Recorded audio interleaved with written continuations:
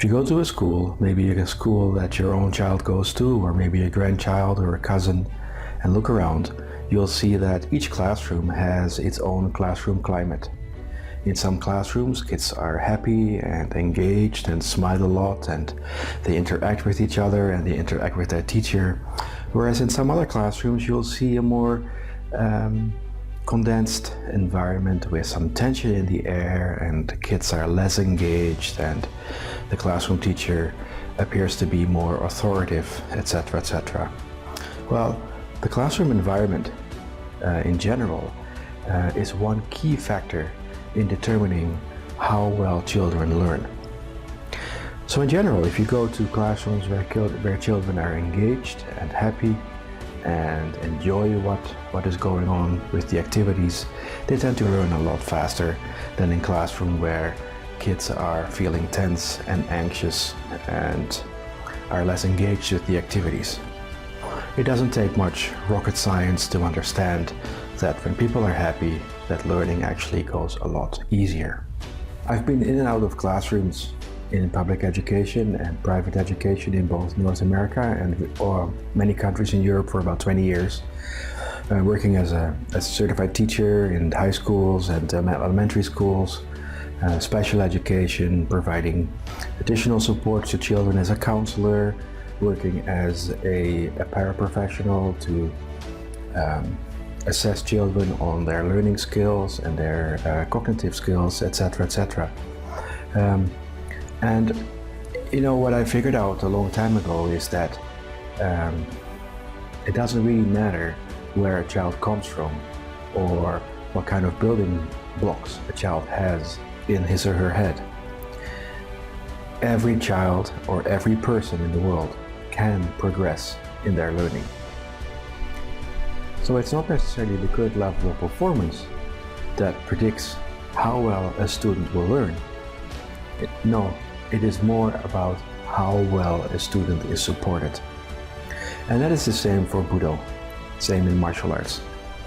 I've been in many dojo around the world where you see sort of a traditional militaristic style of teaching where students are lined up copying their instructor or sensei to become perfect clones of what the teacher teaches. So, you know, you see people learn a Noitsuki, a forward punch, and the students try to copy to the best of their ability how the teacher does it.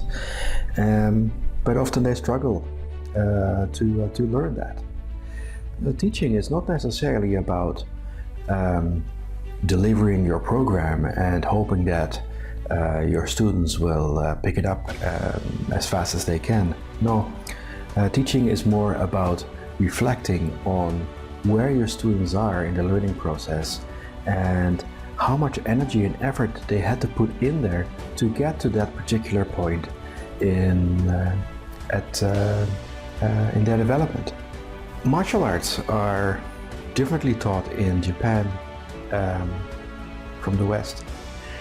And I think that is mainly because of the influence that the Hollywood movies and sort of a romanticized view that the early Western Budokai had about teaching. You know, there's a saying in education, and it goes something like this. You know, many educators teach the way they were taught by their teachers, and you know, that goes back cycles and cycles and cycles. But in fact, yeah, it may be true for many teachers. However, the better teachers in schools as well as in dojo, they are the ones that reflect. We call them reflective teachers. What they do is they analyze their students. They try to figure out how students learn best, and they actually adapt their teaching style to how the students learn under the most optimal conditions. Now, there was a researcher in Russia a long time ago, and his name was Vygotsky. And what Vygotsky did, he passed away at an early age, unfortunately, but he was a brilliant scientist. He figured out that we learn in different zones. So to create the most optimum place for learning, he called that the zone of proximal development. So what is that? Well, the zone of proximal development is where you learn the most efficient, because you connect to what you know already about the content that you want to learn, and with help from a knowledgeable other, a teacher or sometimes a peer, you develop your skills a little bit better, a little bit further, but not to the point where you become frustrated or where the skills get too difficult. When skills get too difficult, when people get frustrated, Vygotsky had a name for that too, and he called that the zone of insurmountable difficulties. So when you see students struggle, and multiple times of providing similar information and similar examples is not helping the student to learn, it's not the student's fault. In fact, it is a teacher's responsibility to adjust the instruction and teaching method to fit with where the student is at. And the simple thing there is in Budo. You know, I teach many children. I teach a combination of karate and judo and jujutsu. And what I do there is I adapt the program to each of these students' learning needs. So some students are more flexible and they can perform a better mawashi-giri roundhouse kick than other students. Some students kick high, some students kick with more power, some students actually kick a little bit lower and with less power. In the end, it doesn't matter.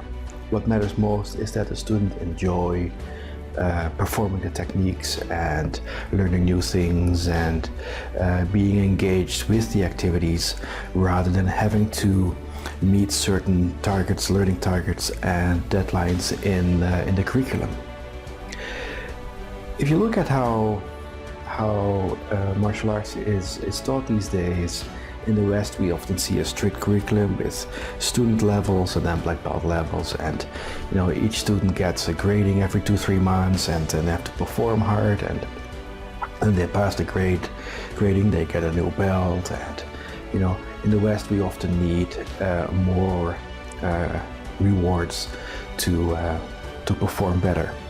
Whereas in Japan it's actually quite different, because I've been in dojo where no one had rank. You know, everyone was there to enjoy learning with and from the sensei, rather than being too focused on trying to meet a learning target to do a next examination.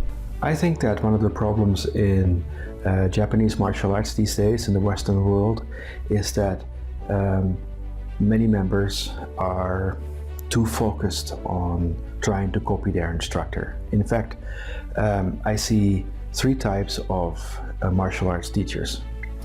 The first type, I call them the tyrant. They are martial art teachers who really never were very good at any of the martial arts that they study, and then they break away from their own teacher and they start their own school. Those types of schools, they change name often, they change systems often, and in some of those schools I've seen with my own eyes, I've seen a lot of bullying happening too. That's the first type of teacher. The second type of teacher is the teacher who doesn't explore other schools of martial arts to deepen their own knowledge and skills.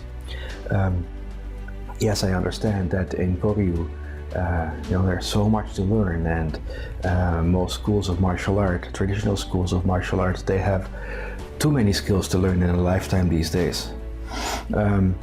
But still, I believe that it's good to connect to other schools so that you learn different ways of reaching the same outcome. You know? Let's look at learning how to write. We don't all have the exact same printing skills. Now, my printing or my handwriting is different from a random person I would pick off the street. So really, the skill development there has to be individualized. So that's the second type of teacher who allows people to broaden their view and broaden their interests to internalize skills from different perspectives. The third type of martial art teacher is the one that I see often in Japan, and those are the ones that are very reflective. They don't talk much, they just stand there, they demonstrate the technique once or twice, and then they look and they listen, and they are almost shadows of your own movements. So one of my teachers in Japan, he's a very giving and open and warm person. So sometimes when I perform techniques, he closes his eyes and then he listens to my technique. And he says, no. He says no many times often. And then the one time he says, yes, good sound. I know that my technique is good. I don't need to see 40 or 50 times how he performs his technique. In fact, many students don't need to see that. If you observe a technique 5 or 6 or 7 times and you get to understand the basic mechanics of it, everyone can then further develop the skills. As long as your teacher is reflective and open to giving you the exercises that you need to perfect your skills. And with perfect, I don't mean to become an exact copy of the teacher, but with perfect, I mean to adjust the techniques to become yours. All of us are different, and therefore all of our Budo is going to be different. All of our techniques are going to be slightly different, and that is a good thing. You know, if all of our techniques were exactly the same, there would only be need for a few people. Because why do we want to be exact clones of each other? Now, one aspect I see in Japanese martial arts in the West is that people often focus too much on developing the physical skill. Yes, physical skills are important. However, there is something else that is equally as important, and it is your mindset. The way you think about yourself and about your students, if you are a martial art teacher, is imperative to student outcome success. If students focus too much on skill development and less on the mindset that is taught with Budo, you will see sort of robotic movements and robotic skills without intent and without passion and without really being engaged in what is happening. That is a big problem in martial arts in the Western world, because it is essential that you develop your mindset at the same time as you develop your physical skills. So if your mind stays behind, but your skill is really well, it's really not worth much. The other way around actually is better. If your mind is being developed to become more reflective and to create compassion and to be passionate about the ones you care about, your skills are still a little bit behind, your brain will help you, because the better you feel about yourself, the more pleasure hormones and neurotransmitters are released, so that will help you with learning the skills much more efficient. So what does all of this have to do with Japanese martial arts? Well, in my mind it's very simple. In Takabudo Dokokai, we respect students for who they are. In fact, many of the students that I have in Takabudo Dokokai, many of the children, in fact, have special needs. I encourage children with special needs to become members of our children's program, because martial arts is a fantastic way for them to overcome some of those physical or cognitive challenges.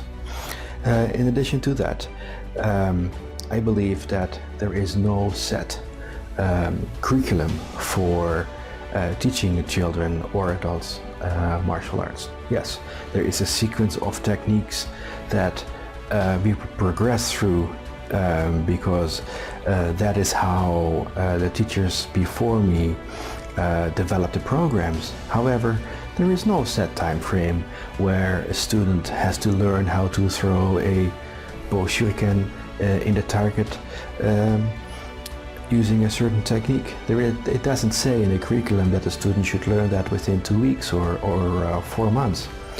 So good teachers, what they do is they adjust the program to the needs of their student. And with that, the ego that the teacher has to be left outside of the dojo. There is no place for ego. There's in a dojo. There's no place for me. There's no place for learning more and more skills.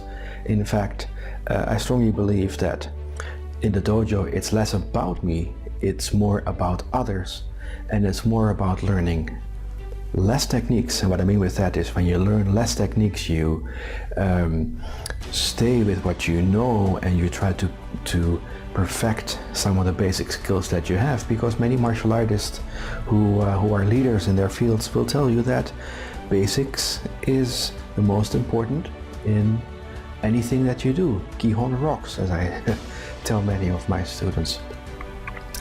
So with that said, I really think there is no room for ego, there's no room for me in teaching martial arts. When I teach my students, I am there for them. It's not about me. When I go to a seminar and my students are there as well, I make sure that my students are cared for first, rather than myself. Yes, I have to learn as well, but I learn by teaching others and by helping others learn their techniques. The teaching time for myself is when I am by myself or when I'm with my teachers in Japan. That's the time where I try to progress my skills.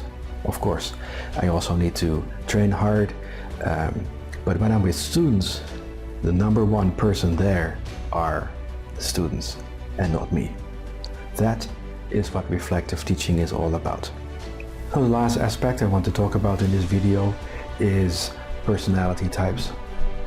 Well, you know, many students in the dojo also means many different personalities. However, there's one type of student that requires special care, and those are the ones that have a lack of confidence and have some challenges with anxiety.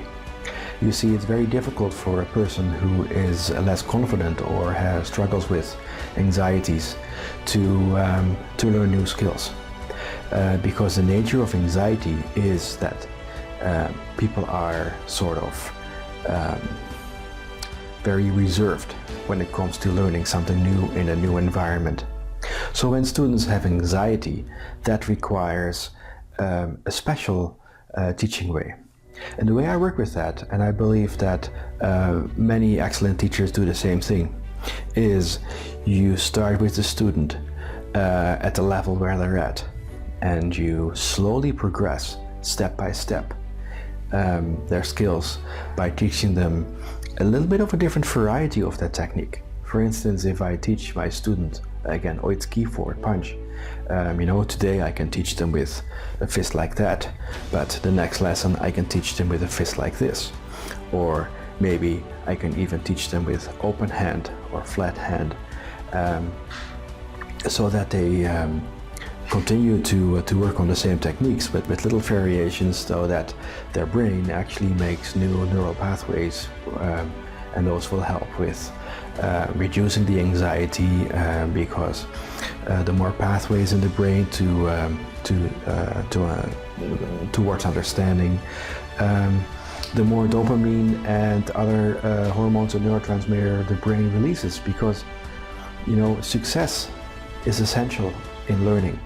And success experiences for people with anxiety, that is the most important part that any teacher can give them. So when you work with students that are anxious, when you work with students who require additional attention because they don't learn as fast as you did when you were learning your martial art, give them the time, help them adjust, and help them reflect on who they are and how they learn, because that is the way they will become excellent students who are engaged, who feel happy, who are passionate, and those students will become a very good senpai, very good assistants in your dojo, and will start helping other students that require the same dedication as you gave them. So is this a challenge? No, it's not a challenge. Every teacher, every martial arts teacher has to teach the way they want to teach. However, you will see in your students what type of teacher you are. And that is, I think, one of the most powerful lessons that my first sensei in martial arts, my first karate sensei, taught me about teaching martial arts. He said, look at your students. If they fail, you fail. If your students are not progressing, it's because your way of teaching has not been adjusted to how your students learn best.